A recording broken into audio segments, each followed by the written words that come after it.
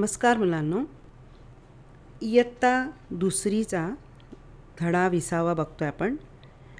आधीच्या व्हिडिओमध्ये आपण पाहिलं होतं घराची माहिती, घरामधील वस्तू काय काय त्या बघितल्या होत्या। आता ज्या वस्तू आहेत त्यांचा उपयोग कशासाठी होतो ते आपण या पाठात बघायचं आहे। प्रथम आहे फ्रीज। तर फ्रीजमध्ये आपण काय करतो, ज्या वस्तू खराब होऊ नये, उदाहरणार्थ दूध, दही किंवा तुमचं काही खाण्याची वस्तू राहिली असेल ते आपण ते फ्रीजमध्ये ठेवतो। याच्या व्यतिरिक्त फळे किंवा भाज्या, फुलं हे टवटवीत राहावीत, ताजी राहावीत म्हणून आपण फ्रीजमध्ये ठेवतो।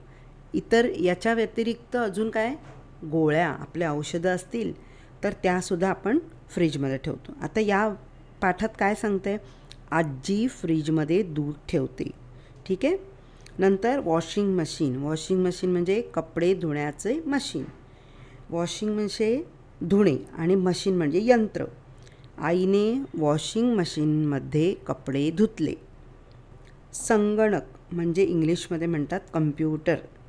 दादा संगणकावर चित्रे काढतो, की आपण संगणकावर चित्रे काढतोच असं नाही, तर त्याच्यावर टोटल करू शकतो किंवा आपण एकमेकांशी बोलू शकतो किंवा बाहेर कुठल्या देशाची माहिती पाहिजे असेल तेही आपल्याला संगणकाद्वारे मिळते।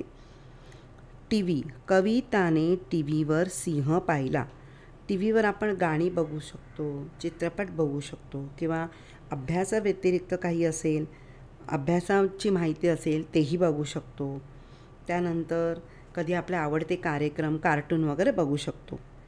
खूप लोके मोबाईलचा वापर करतात। मोबाईल, आता मोबाईल हा आपण कम्प्युटरचाच प्रकार आहे, पण कम्प्युटर आपण कुठे घेऊन जाऊ शकत नाही, पण मोबाईल आपण सगळीकडे घेऊन जाऊ शकतो। त्याच्यात आपण इतर माहिती मिळवू शकतो, एकमेकांशी संवाद साधू शकतो किंवा काही मेसेज करू शकतो। तर हा मोबाईल आपण खिशात इकडतिकडे जाताना घेऊन जाऊ शकतो। सौरबंब हा आपण वरती टेरेसवर लावतो। वीज बचतीसाठी सौरबंबाचा वापर केला जातो। पंखा।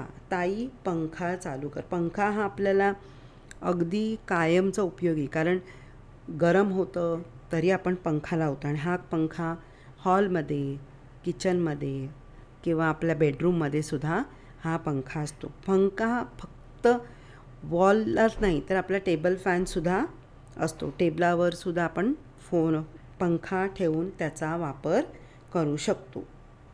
तर या वस्तूंचा उपयोग अजून तुम्हाला काय माहिती आहे तर तुम्ही ते शोधून ठेवायचं आहे आणि तुमच्या शिक्षकांना सांगायचं आहे। हा व्हिडिओ आवडला असेल तर लाईक करा, सबस्क्राईब करा, शेअर करा आणि कमेंट करा। थँक्यू।